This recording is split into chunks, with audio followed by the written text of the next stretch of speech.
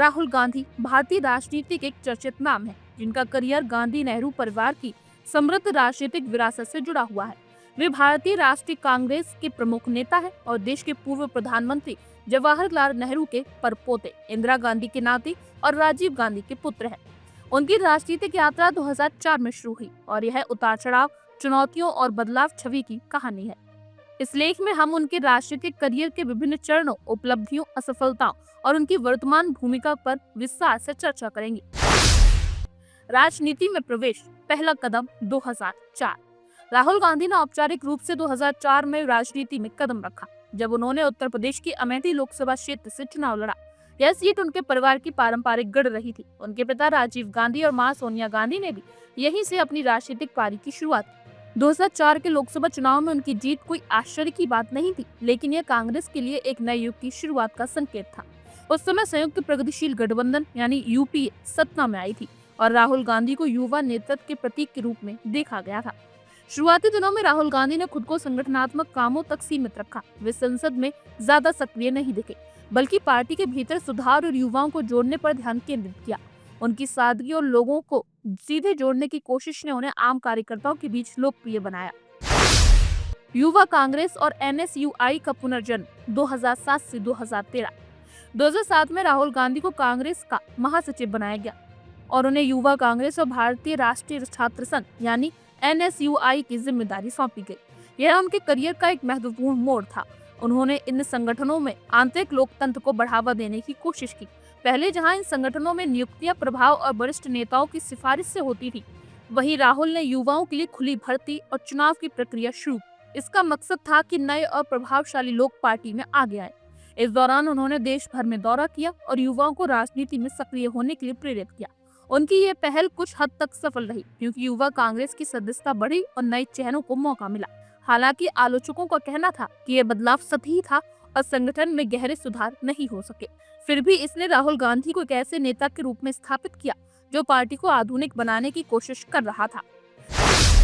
कांग्रेस उपाध्यक्ष और 2014 का चुनाव, 2013 से 2014। 2013 में राहुल गांधी को कांग्रेस का उपाध्यक्ष बनाया गया। यह वह समय था जब यूपीए सरकार अपने दूसरे कार्यकाल में कई घोटालों और आर्थिक चुनौतियों से जूझ रही थी।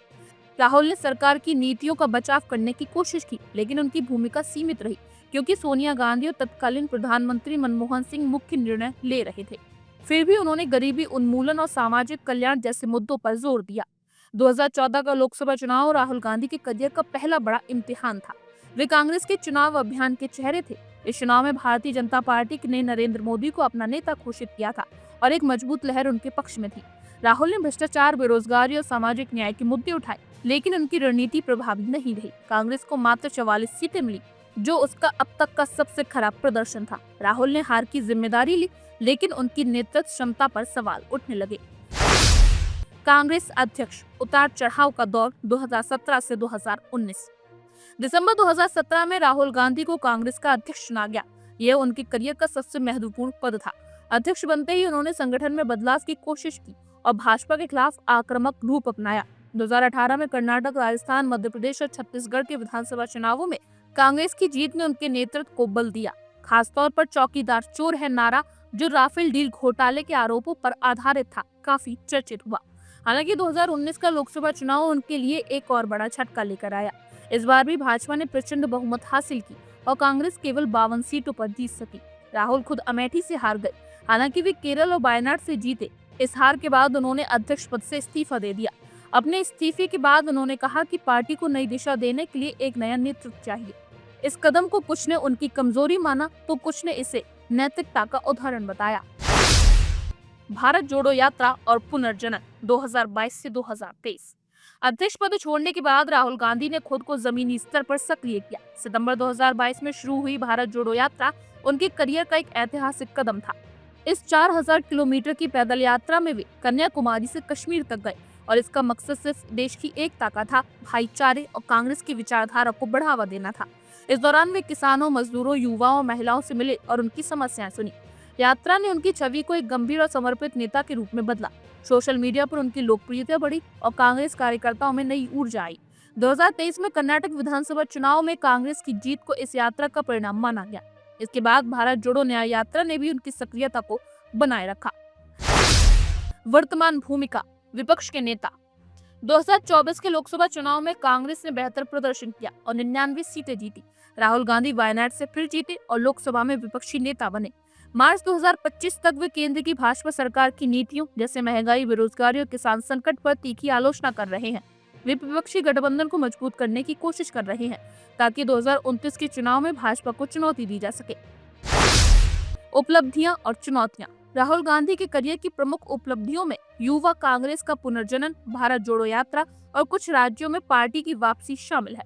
वे सामाजिक समावेश और आर्थिक समानता जैसे मुद्दों को उठाने में अग्रणी रहे हैं।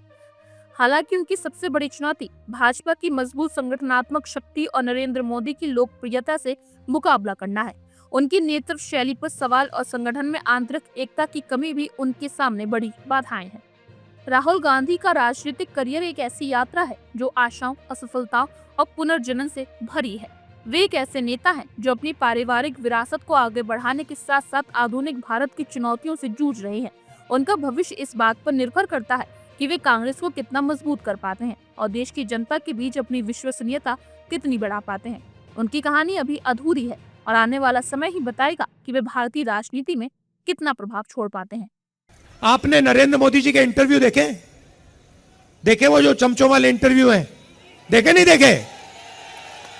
वहां पे नरेंद्र मोदी जी बैठते हैं, 4 चमचे आ जाते हैं, देखे आपने? उसमें नरेंद्र मोदी अलग अलग बयान देते हैं। उनसे पूछा, वो एक चमचे ने पूछा, मोदी जी हिंदुस्तान में अमीर लोग अमीर होते जा रहे हैं, गरीब लोग गरीब होते जा रहे हैं, आपकी इस पे क्या राय है? नरेंद्र मोदी जी ने 30 सेकंड सोचा,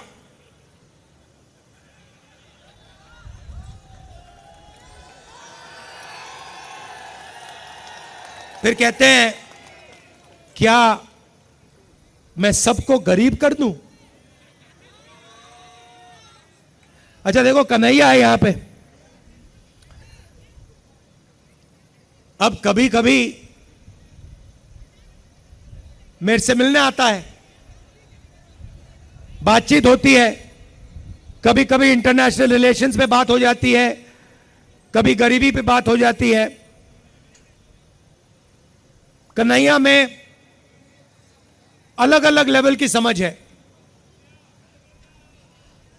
यमुना पार की समझ है, किसानों की समझ है और इंटरनेशनल लेवल की भी समझ है। मगर अगर एक दिन कन्हैया मुझसे मिलने आए और मुझे कॉन्फिडेंस में लेके, सुनो, और मुझे कॉन्फिडेंस में लेके बंद कमरे में कह दे कि राहुल जी, मैं बायोलॉजिकल नहीं हूं, मुझे परमात्मा ने भेजा है, तो मैं कन्हैया से कहूंगा, हाथ जोड़ के कहूंगा, कन्हैया ये बात तू बाहर मत कह दियो, गलती से भी ये बात बाहर मत कह दियो। मगर देश के प्रधानमंत्री चमचों के सामने इंटरव्यू में खुल के कहते हैं, मैं बायोलॉजिकल नहीं हूं,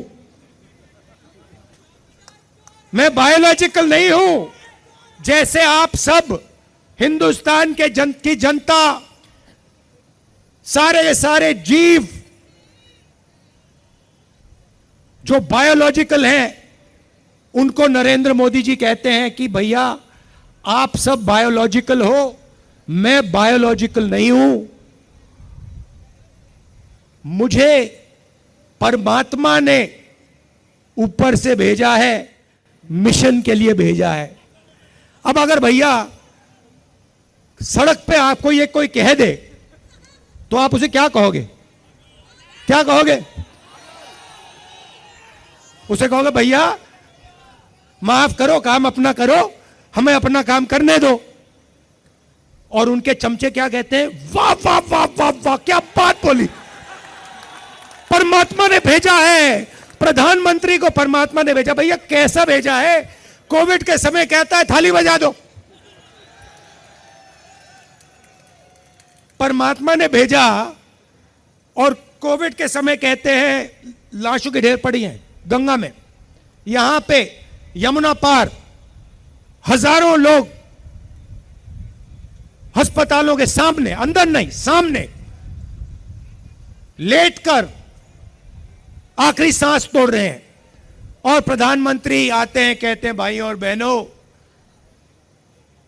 नहीं प्रधानमंत्री नहीं, जिनको परमात्मा ने भेजा है वो आके कहते हैं भाई और बहनों मोबाइल फोन की लाइट जला दो। और आप हमसे जुड़े रहने के लिए सब्सक्राइब करें YouTube पर, फॉलो करें Twitter पर और लाइक करें Facebook पर। और ज्यादा जानकारी के लिए आपको टाइप करना होगा सिर्फ न्यूज़ नशा।